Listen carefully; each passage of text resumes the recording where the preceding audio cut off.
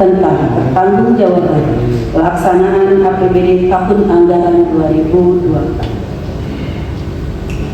Selanjutnya, sebelum membuka rapat paripurna pada hari ini, perkenankanlah kami menyampaikan terima kasih yang sebesar-besarnya kepada saudara wali kota, wakil wali kota Metro, anggota Forkopimda, saudara Sekda, kepala OPD, serta seluruh undangan sekalian yang berkenan hadir di ruangan rapat paripurna pada hari ini.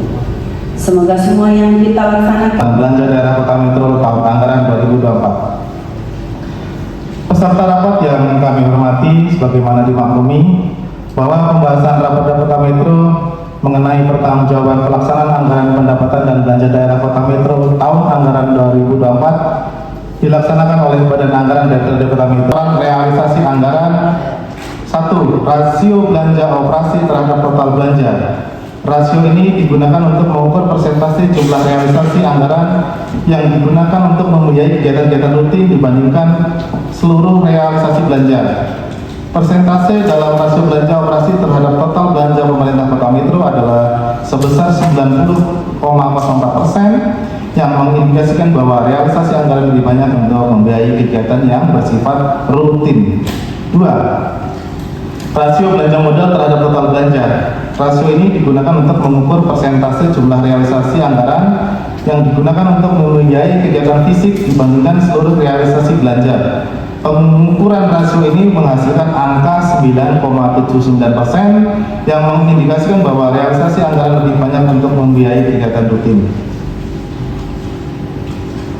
3. Rasio kewajiban terhadap pendapatan debt service ratio. Rasio ini digunakan untuk mengukur kemampuan daerah dalam hal pembayaran kewajiban serta bunga serta biaya pinjaman lainnya yang dibayar dalam tahun anggaran dengan capaian angka sebesar 0,00%, mengindikasikan bahwa pemerintah Kota Metro memiliki kemampuan keuangan yang baik dan dalam hal pembayaran kewajiban bunga dan kewajiban lainnya. 4.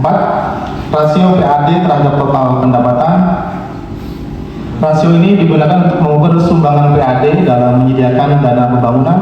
Capaian persentase sebesar 31,93%, mengindikasikan bahwa semakin besarnya tingkat ketergantungan pemerintah daerah kepada pemerintah pusat. 5. Rasio dana perimbangan terhadap total pendapatan. Rasio ini digunakan untuk mengukur sumbangan dana perimbangan dalam menyediakan dana pembangunan.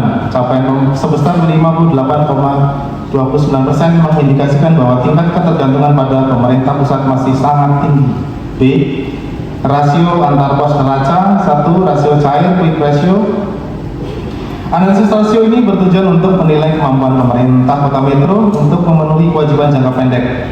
Capaian rasio sebesar 121,34% menunjukkan kinerja keuangan yang sangat baik dan dalam hal menjamin pembayaran kewajiban jangka pendek. 2. Rasio kewajiban terhadap total aset. Rasio ini bertujuan untuk mengukur persentase jumlah dana yang berasal dari kreditur donatur pihak ketiga dalam membiayai pembangunan. Capaian rasio sebesar 3,58% menunjukkan rasio yang sangat baik.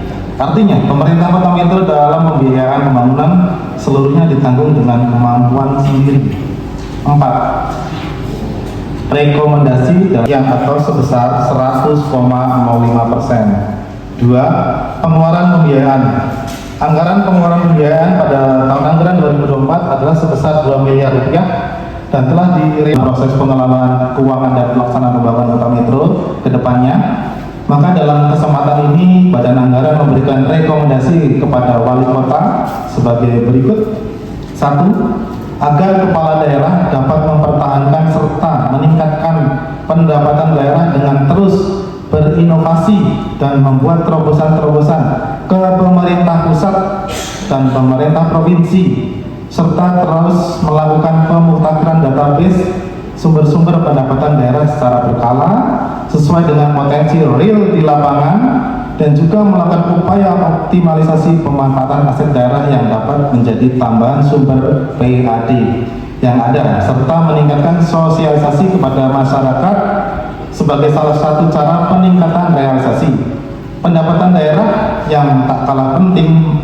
Peningkatan sistem pengelolaan dan tata kelola pendapatan asli daerah yang terintegrasi dan juga peningkatan kapasitas integritas dan profesionalisme SDM pengelola PAD ini di semua lini, peningkatan transparansi dan akuntabilitas pengelolaan PAD, serta berbagai upaya untuk meningkatkan partisipasi dari masyarakat guna meningkatkan pendapatan daerah.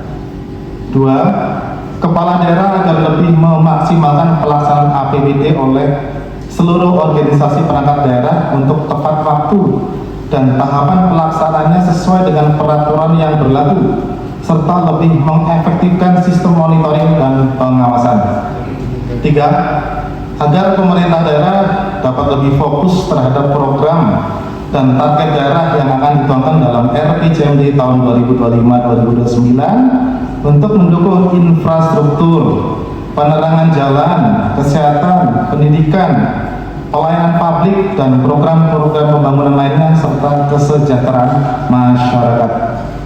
4. Pemerintah daerah dapat memperketat sistem keuangan daerah sehingga dapat memenuhi indikator akuntabilitas keuangan daerah dan temuan dari BPKRI dapat diminimalisir, dan juga temuan yang terdapat pada LHP BPKRI dapat dijadikan pedoman untuk pelaksanaan APBD pada tahun kedepannya supaya tidak mengakibatkan hal-hal yang dapat menyebabkan kerugian negara.